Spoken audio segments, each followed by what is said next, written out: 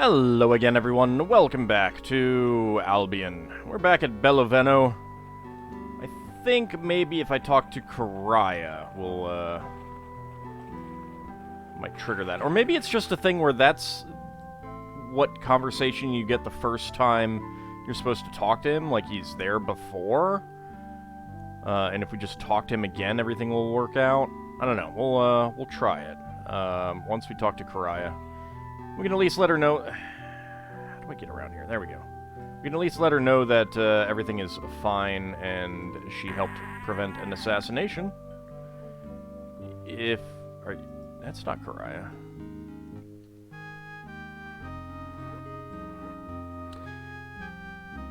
Yeah, it's, That comment still gets to me. Is a comment.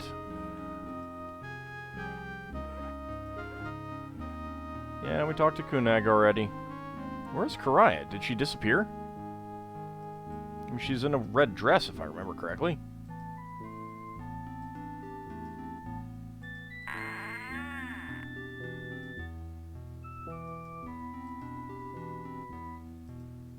Yeah, no, she's gone.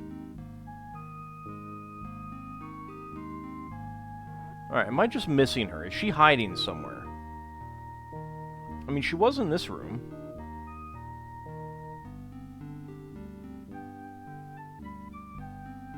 Yeah, she's gone now.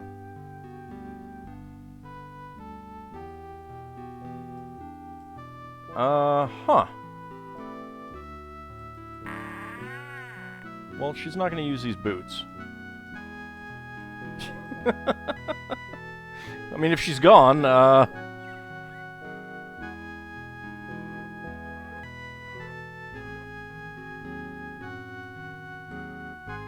she hiding? No, she's gone.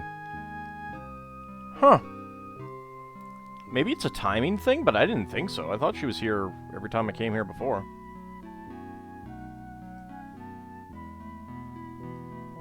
I'm not just, like, blind and missing her, am I?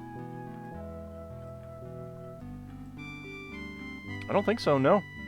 Okay. She served her purpose in the story. Not a fan of that, but whatever.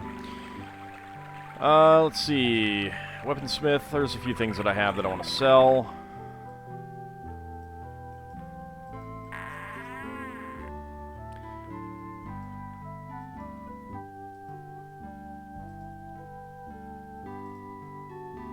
Alright, let's see. Sell that. You do not buy boots. So I'll sell those somewhere else.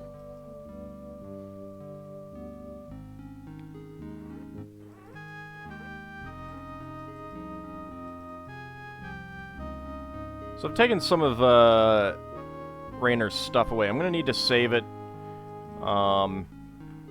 Because we are going to be losing him soon.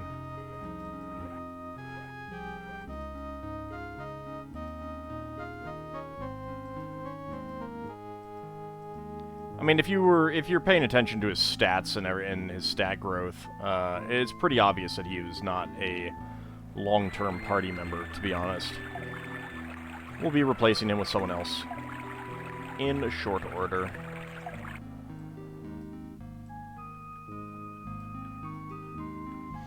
Hello. What do you have? I thought about buying some more of these things, but they're kind of heavy and everything, so I decided not to.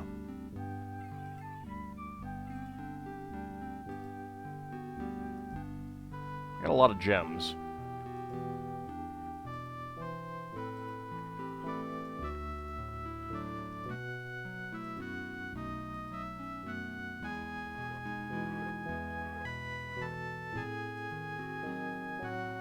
Okay, that's good. Let's go ahead and hand over these seeds to Asira.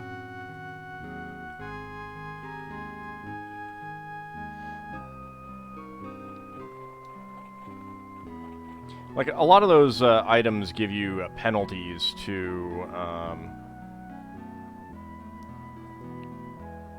you know, to some of your skills and stuff like that, and I'd rather minimize that if I can.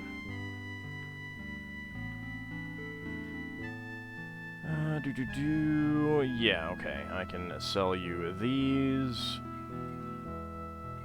No, I can't. Yeah, you got the Warniac Spheres. I mean, I could sell her them. She does have some jewels, but I'm gonna hold on to these for other sellers. Alright. It's nice talking to you. Alright, let's go to the inn. See if we can find Frill again.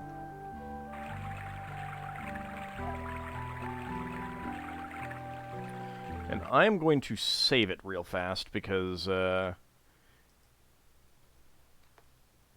don't know if Raynor's stuff will be just like dumped in the rest of our inventory when he goes. Sorry, my friends, what's the situation between the Mahinos and the Iskai? Good news, the inhabitants of Konos now understand that they were misled by Kantos. They didn't like it at all when they had to admit that they had been fooled like little children. I mean, that's harsh. In any case, we believe that the tribes can start to rebuild a healthy relationship. I mean, like, were they fooled like little children? Little children are kind of easy to fool. You know, like, got your nose. Alright, that's a little over the top, but still. It's a lot easier to fool a child, especially a little child, than an adult. And they weren't really fooled like little children. It was kind of a sophisticated fool.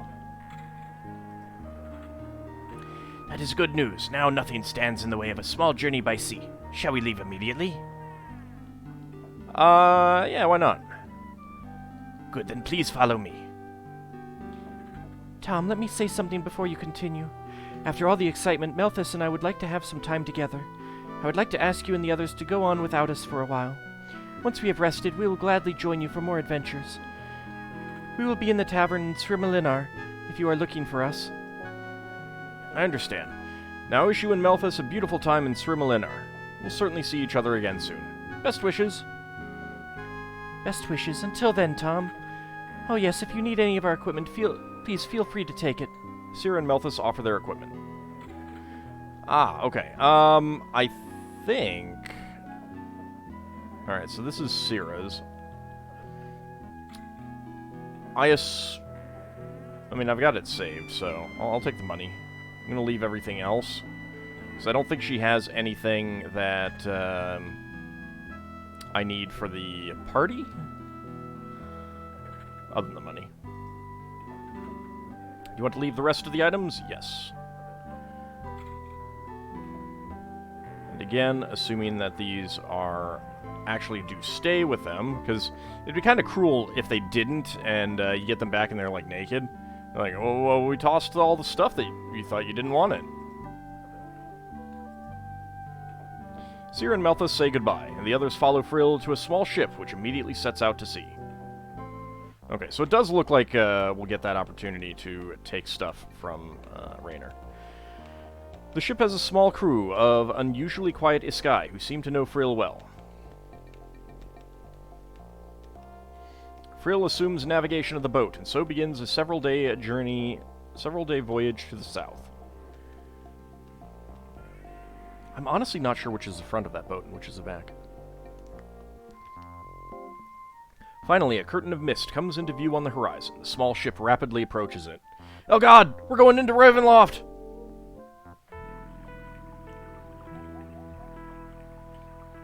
That's a nice little waterfall.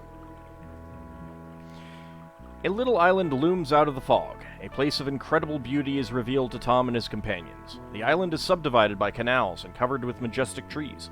Elegant bridges span the landscape. Small buildings merge into the surroundings, and a large house can be seen in the background. A peaceful, sheltered atmosphere lies over the place. Frill leaves the boat, and the others follow him. The little ship immediately sails off, and Frill returns to his guests.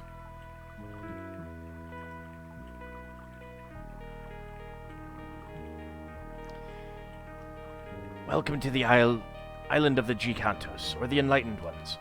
You are about to see what not many have ever seen. Follow me into our house, where you will meet someone you already know.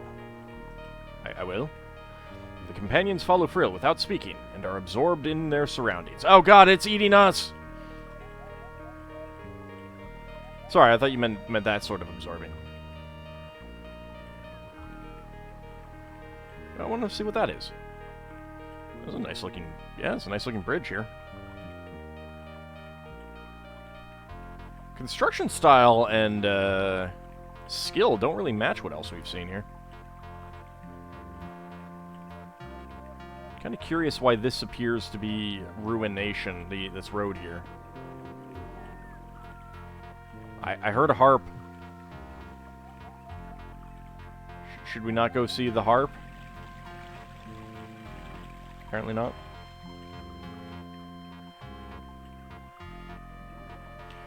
Tom's surprised to see Nemos, whom he had known to be the chief of the druids of Gratogel, standing before him. Apparently he also belongs to the secret society who live on this island. Welcome, Tom Driscoll, and your companions. Toki Din, Nemos. Wonderful to see you again, even if I must confess the circumstances surprised me a little. That is understandable. We have a lot to tell you. Just as you, Tom Driscoll, have much to tell us. Now, please follow me into the house. We can exchange a lot of information there. You mean we can talk, right? That's kind of what you mean? Let's see if I can find a map to this place. Tom and his companions have barely gotten used to the elegant architecture of the house when they reach a kind of meeting room. A small meeting of humans in a sky await them.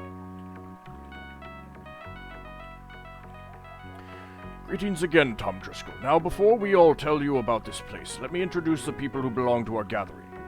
In addition to Sabai Giz Frill, whom you already know from Jiranar, they include Draenor, scholar of magic and master of the arts of creating magic objects. Welcome to the Enlightened ones.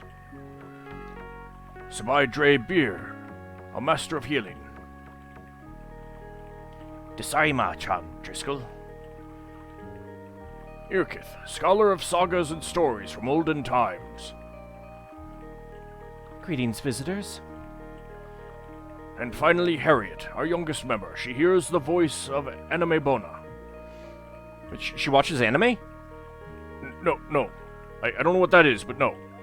Greetings, Tom Driscoll and Rainer Hofstad. I will try to explain where you are and what we want from you, Tom. The need for brevity will make my words seem immodest. We are a group of people who call themselves the G-Cantos, or Enlightened Ones. The very name of our organization, a mixture of an Iskai and a human expression, indicates that our organization was founded a long time ago by humans in Iskai. The members of our group have a deeper knowledge of the structure of this world than ordinary scholars. Whenever an extraordinary person achieves a certain level of knowledge, we reveal our secrets to them, making them one of the Enlightened Ones, the G-Cantos. Our society began when the humans migrated to Albion. The great Cantos, leader of the humans, founded our group almost 2,000 years ago, together with the two greatest scholars of the Iskai. They shared the knowledge of the power which made the human beings' voyage here possible. It is also the source of the magic on this world. They and we, as their heirs, know of the existence of Anime Bona, the entity of this world. Please continue. What's the significance of Anime Bona? Anime Bona is the sum of all life of this world, and yet she has her own mind and goals. Traces of her essence are found in many religions on Albion, be it the goddess of the Iskai or the Danu of the humans. It was she who spoke with Cantos and led the humans here through the land of the fog. We really are in Ravenloft. Excuse me, but there will be time enough later for you to satisfy your thirst for knowledge, Honored Rainer. For now, you only need to know that the knowledge of this world we also have assumed a certain responsibility. Since Frill announced your arrival in Jiranar to our group, we have observed you and conducted inquiries. You know where the Toronto, our great spaceship, is located?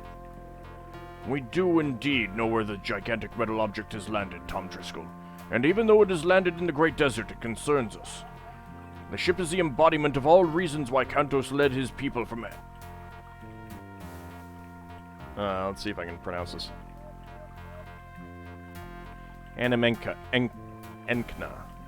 Animenkna, uncounted years ago. Now they Helromir have caught up with us, or at least it seems so. I don't completely understand what you mean, Nemos. Haven't the inhabitants of Albion discovered the Toronto yet? According to our knowledge, no. But we are not all-knowing, Tom Driscoll. Up to now, your actions have proven you to be a trustworthy man. Therefore, we would like you to establish contact between our people and yours. We would like to know the goals of the Helromir on our world. Gladly, but now a research station should be set up. I'm sure my people will want to document everything, and they will also pose a huge number of questions. A group of the best scholars of this world is, naturally, an ideal information source. Would you be so kind as to help us continue our journey to the Toronto's landing place? Thank you for your good intentions, Tom Driscoll. As a sign of our trust, I would like to give you this little stone. It serves as a sign of great recognition of our society, and will also help protect you against misfortune. Nemos places a small stone on Tom's chest. It sticks to his skin tightly. Suddenly we're the Guyver. Our giant ship is located in the hot lands of the Umajo, far to the northwest of here. In order to make the trip there as fast as possible, and assuming you agree, we would like you to take Harriet with you as a companion. As a member of our group, she has access to perhaps the greatest magic Anime Bona makes available to us. The caves of the goddess allow fast transportation, just as when Anime Bona brought Kanto and his people here. It's getting to the point where nothing surprises me anymore. Patience, Rainer. Nemos, we gladly accept your offer. Harriet, welcome to our little group. It will certainly be an interesting trip, Tom Driscoll. Harriet becomes a member of the Companions. Or you could have just said Harriet joins the party. Although we intend to make contact with the Helromir soon, we must still make time for some reflection and discussion. I would like that very much. I would like to learn some more. We will now return to our daily work, but everyone here will be glad to answer your questions, Tom, and particularly you, Rainer. Look around the house and get strength for the journey. Perhaps by a little meditation surrounded by nature. It has been particularly blessed by the entity. Her forces will be strongest there. If no one has any objections, I now conclude the meeting. No one objects, and the group slowly breaks up. Alright, so let's take a quick look at Harriet. She has clothes, she has the goddess's amulet, and she has a dagger and shoes. 8 protection. It is pretty good, if I remember correctly.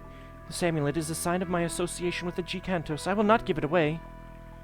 Alright, so we can't equip it. We can't swap in a different amulet on her, unfortunately.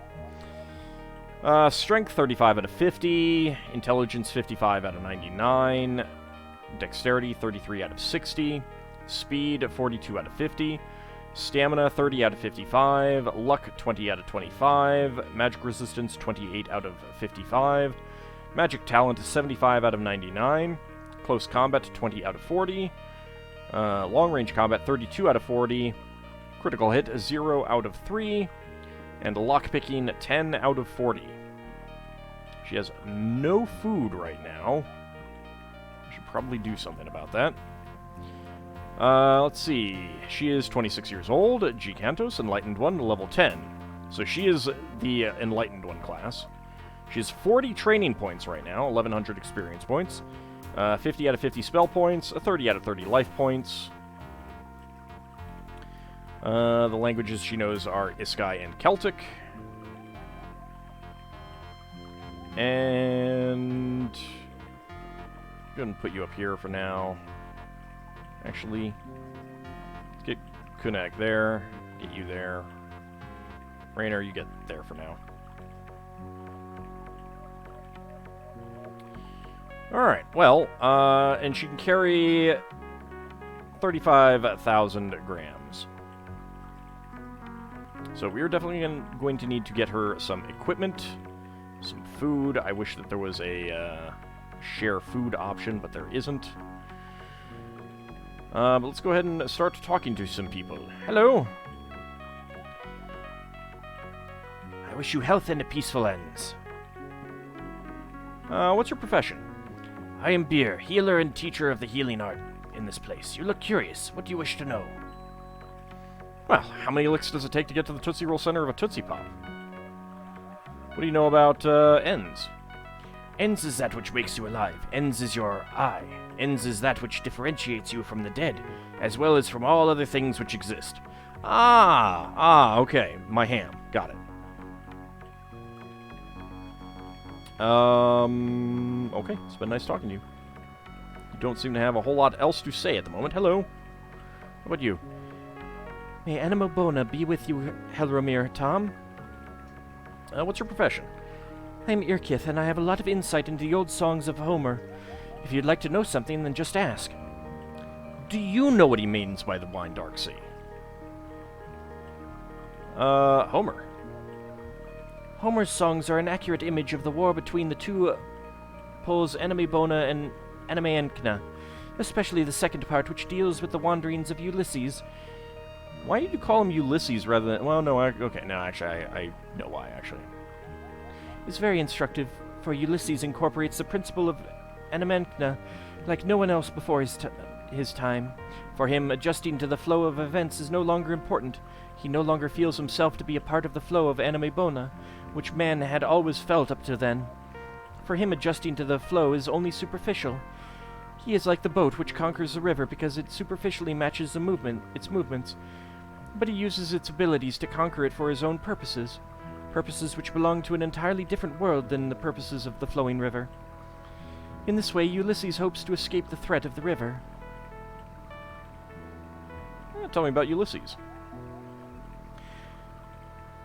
Just look at how he meets the dangers he is exposed to. He defeats the giant Polyphemus by calling himself no one. In this way, he imitates his ends, which chooses its name freely from its being, but the name Ulysses invents has nothing to do with his ends, but with the purpose which it serves. He calls himself no one, and after no one has served its purpose, he will remove it like a piece of clothing. He deceives the sirens when he listens to their songs without falling victim to them. He does this by wrapping himself in chains which are the principle of Anima Enkna, for Anima Bona lets everything flow freely. In this way, Ulysses can set himself above his companions, who have to row with their ears plugged. This is also new. A leader can gain knowledge which he must deny his followers so that all will survive. Force and order everywhere, the principle of Anima Enkna, and the climax is reached when Ulysses comes home.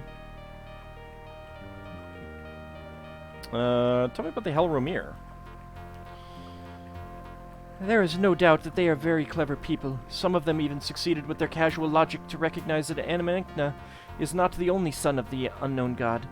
They had great singers and thinkers, Homer and Aristotle, but their flaws allowed them to get stronger than us.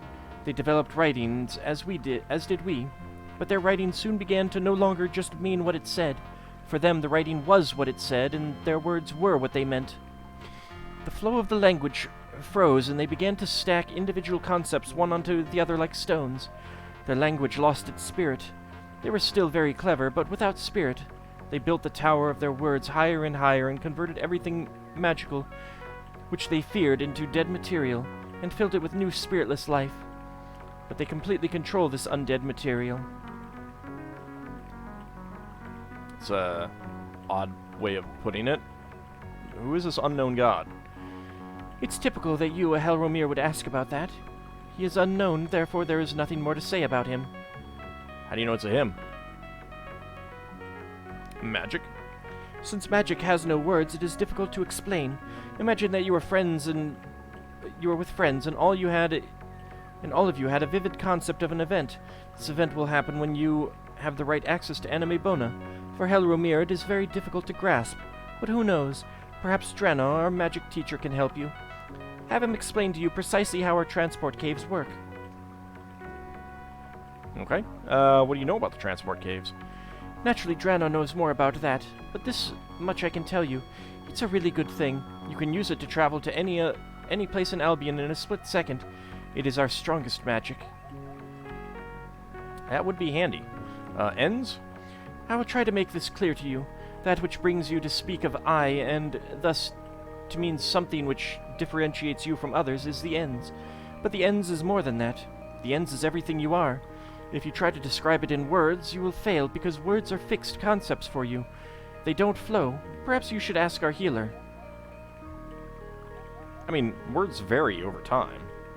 That's how you get decimate to mean, like, 90% destruction when it used to mean 10% destruction. Also, I can absolutely describe what differentiates me from others, and that is ham. Tell me about the arrival. When Ulysses comes home, no one recognizes him except for his dog and his nurse. The dog recognizes him by his ends. The nurse recognizes him because she knew him in a former life, a life when Ulysses still swam with the flow and was bound by the principle of anime bona, where he received a scarred wound in battle with a wild boar. The new Ulysses would outsmart the boar and not get wounded. He outsmarts his wife's suitor by concealing his true identity and turning himself into a beggar.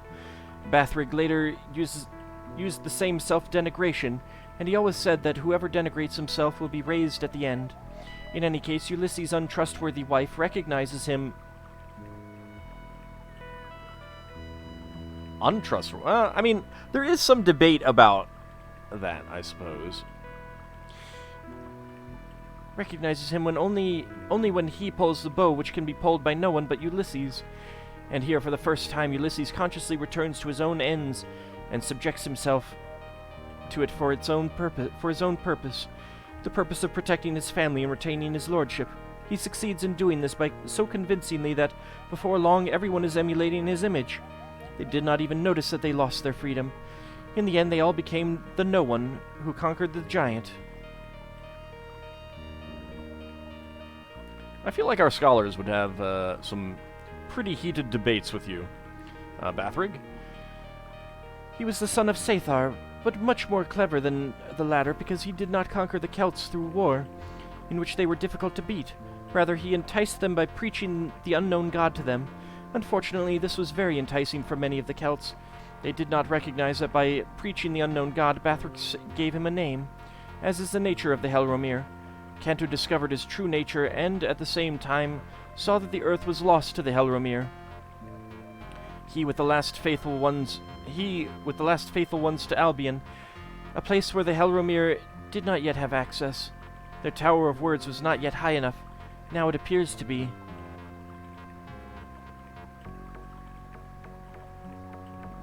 Okay. Aristotle? I'd kind of think that after 2,000 years you would have corrupted the pronunciation of the names. He built the Tower of Words. Where Ulysses laid the foundation, Aristotle devised the means to build the tower to great heights. He was a great thinker, there is no doubt about that, but he only used the goals of the Anamenkna.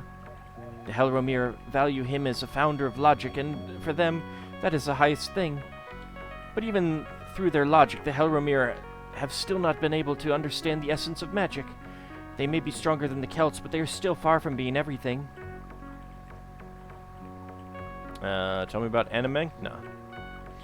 Anamenkna is the younger brother of Anime Bona. He is the ruler of your world, for he is the order, the consistent, the logical. We call him the bridal. He created everything together with his sister. Only in the case of men, Anime Bona wanted to create her own people, the Celts, and Anamenkna was jealous of the people she created, and so he created his own people, the Helromir. Oops. Tell me about Anime Bona. Anime Bona means flow of souls. She is the daughter of the unknown god. We enlightened ones also call her entity. She is our creator and mother. Together with her younger brother Anamenkna, that means bridal of souls, she created the heaven and the earth, the animals and the plants. Up to now we thought she created Albion by herself, without her brother. And now you have come here, so Anamenkna must have also participated in the creation of Albion. That is very frightening to us. For where should we turn when Anamenkna's spirit has crushed Albion as well? Entity? She views things and living beings as individuals, which do not belong in an order or higher state of being. You know, everything has its own magic, its own ends. Therefore, a man does not become a man because he externally appears as a man, but he simply is a man. Therefore, we call the counterpart of the entity, her brother Anamenkna, the Ontic, because he classifies everything and brings order to that which he sees as chaos, when it is really nothing more than the variety of all ends. To explain it simply, a man who feels like the Iskai is an Iskai. Anamenkna would never understand this. For him, the Iskai would be a man because he looks like one. Enlightened ones? We are an order of beings who have reached a certain degree of understanding to the thoughts of Anime Bona. We are no longer human or Iskai, although we used to be one of the two. We are only the Enlightened ones. Our ends is Enlightened. However, we are not a solid group, but are only loosely assembled here. For outsiders, this may appear to be a little chaotic. However, in reality, our ends lead us here when we are needed. We also recognize each other by our ends. I feel like you'd probably get a kick out of Syrah and Melthus. Celts. The three greatest heroes of the Celts, the people of Anime Bona, were Vercingetorix, Catavillanus, and Canto the Wise. They fought against the Helromir Sathar and his son Bathrig.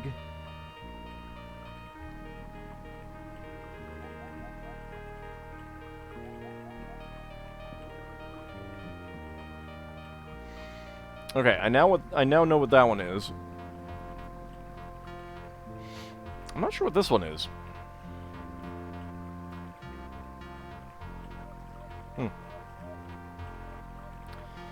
Albion. That is the name of this world. Albion means white land. We always thought it was the land of Anime Bona, but maybe Anamenkna was also right when he answered her. Answer? It would be best if our bard sings that for you. She recently composed a wonderful song which tells our history since the beginning of time. Bard? Our bard, Mary, is a treasure for our order. You really should listen to her. I will have to seek her out. Canto. He led the Celts to Albion after he discovered the true nature of Bathrig. Catavillanus. He was the Celts' greatest warrior and a talented leader. He fell in the battle against Sathar. And Vercingetorix. He was the brother of the Catavillanus, The Catavillanus, huh? and was the first to fall in battle against Sathar. And Sathar. He was the greatest warrior of the Helromir and a great leader. He was the first to bring dead material against the Celts, and he had great success converting even his armies into dead material which consisted of living soldiers. But he lost his life by his own weapon, Broto, after he had killed Catavillanus and Vercingetorix. Et tu, Brute? Brato? Brato means sting. He was the sting of Sathar, and at the same time his fate. There is an old saying that the Helromir will be destroyed by their own weapons someday, but I prefer to believe that they will be robbed of their superiority through their weapons. It goes against the spirit of Anime Bona for Anamenkna to disappear completely, for the river exists only when there is a mountain and a valley. Okay. Well, you had quite a bit to say. It has been nice talking to you. Farewell. But there are other people to talk to, and we will have to do so next time. See you then, everyone.